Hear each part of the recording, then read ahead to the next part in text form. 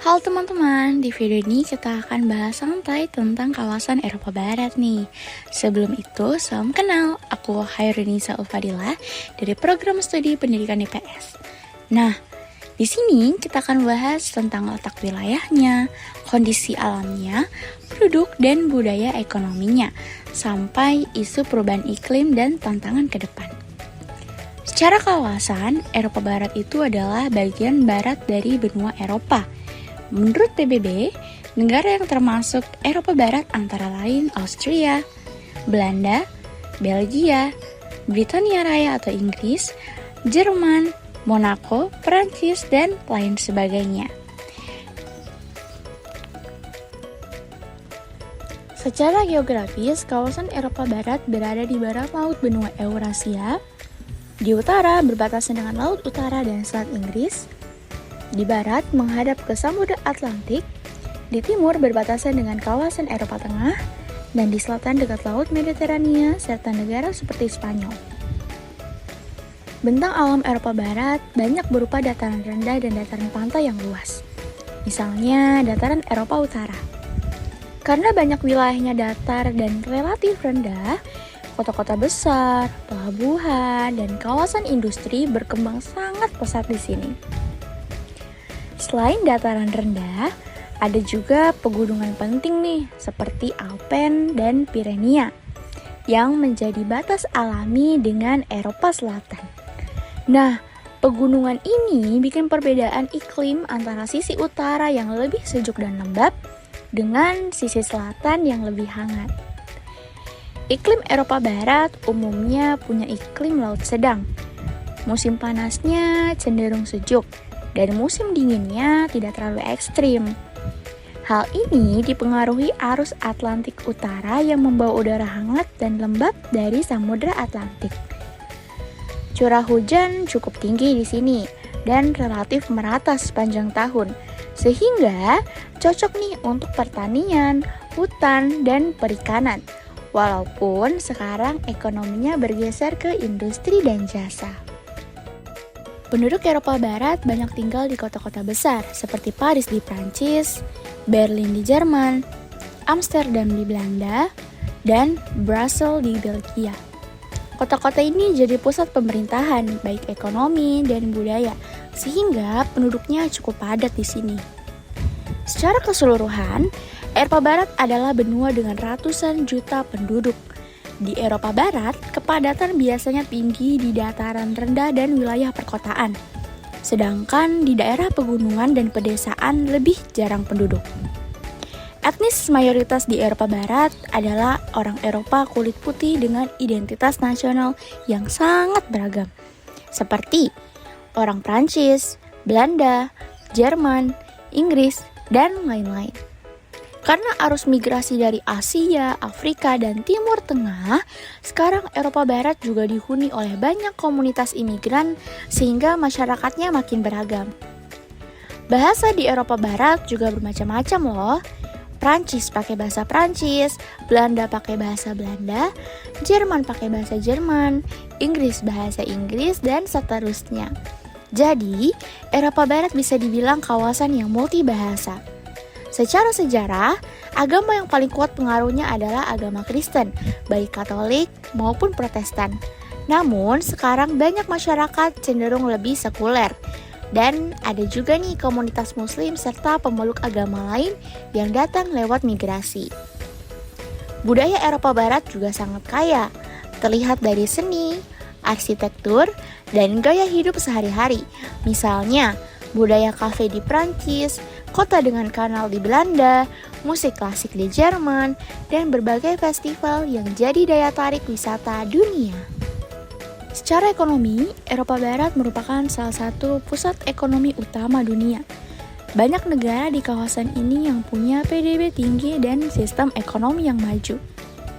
Sektor jasa seperti perbankan, keuangan, pariwisata, dan layanan publik menyumbang porsi besar ekonomi di negara-negara Eropa Barat. Di saat yang sama, industri manufaktur termasuk otomotif, kimia, dan mesin pastinya tetap kuat. Komoditas utama yang diperdagangkan antara lain mesin, kendaraan, produk kimia, bahan olahan, dan produk pertanian bernilai tinggi. Barang-barang ini diperdagangkan ke sesama negara Eropa dan ke berbagai kawasan dunia.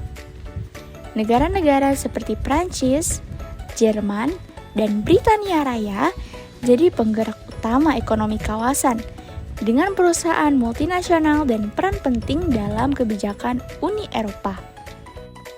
Dalam hubungan internasional, negara-negara Eropa Barat aktif ikut serta dalam berbagai organisasi dan kerjasama. Uni Eropa sendiri berawal dari kerjasama negara-negara Eropa Barat di bidang batu bara dan baja. Lalu berkembang jadi organisasi ekonomi dan politik yang jauh lebih luas. Selain Uni Eropa, negara Eropa Barat juga terlibat dalam organisasi lain seperti NATO dan PBB. Karena ekonominya kuat dan posisinya strategis, suara Eropa Barat cukup diperhitungkan dalam kebijakan global. Secara geografis, Eropa Barat yang menghadap ke Atlantik punya posisi penting nih dalam jalur perdagangan antara Amerika Utara, Afrika, dan bagian lain Eropa. Banyak pelabuhan dan bandara besar berada di kawasan ini, sehingga Eropa Barat banyak menjadi pintu gerbang barang dan orang ke benua Eropa. Salah satu isu besar yang dihadapi Eropa Barat adalah perubahan iklim. Perubahan iklim di sini terlihat ketika naiknya suhu rata-rata, cuaca yang makin tidak menentu, dan kejadian ekstrem seperti banjir dan kekeringan. Contoh dampaknya adalah hujan ekstrim yang menyebabkan banjir besar di Jerman dan Belgia beberapa waktu lalu. Penelitian menunjukkan bahwa pemanasan global membuat kejadian hujan deras seperti itu jauh lebih mungkin terjadi dibandingkan kondisi tanpa pemanasan global. Penyebab utama perubahan iklim adalah emisi gas rumah kaca dari pembakaran bahan bakar fosil di sektor energi, transportasi, dan industri.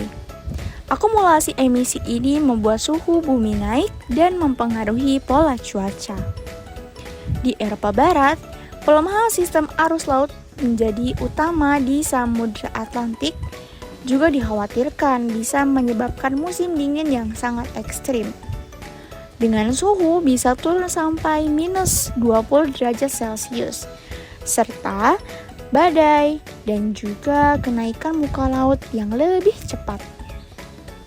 Untuk menghadapi masalah ini, negara-negara di Eropa Barat dan Uni Eropa berusaha mengurangi emisi dengan memperluas penggunaan energi terbarukan, meningkatkan efisiensi energi, dan menyusun strategi adaptasi, misalnya perlindungan daerah pesisir dan dukungan untuk sektor yang rentan seperti pertanian dan perikanan.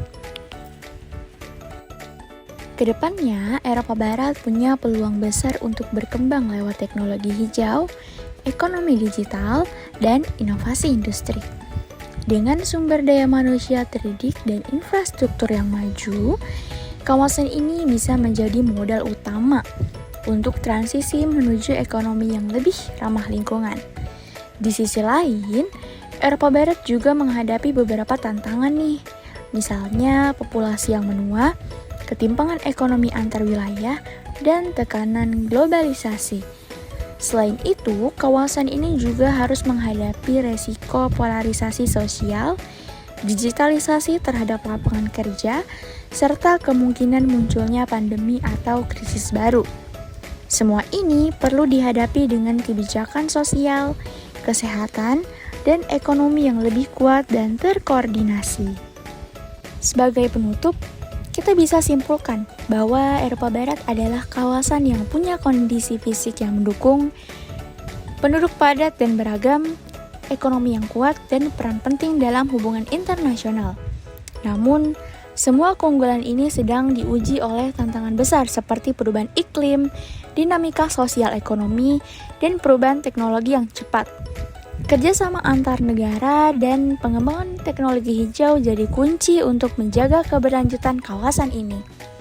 Semoga Lewat video animasi ini, teman-teman bisa jadi lebih paham nih tentang karakteristik Eropa Barat, dan kita bisa melihat ya bahwa isu-isu seperti perubahan iklim itu nggak hanya soal lingkungan, tetapi juga menyangkut masa depan masyarakat dan ekonomi di kawasan ini.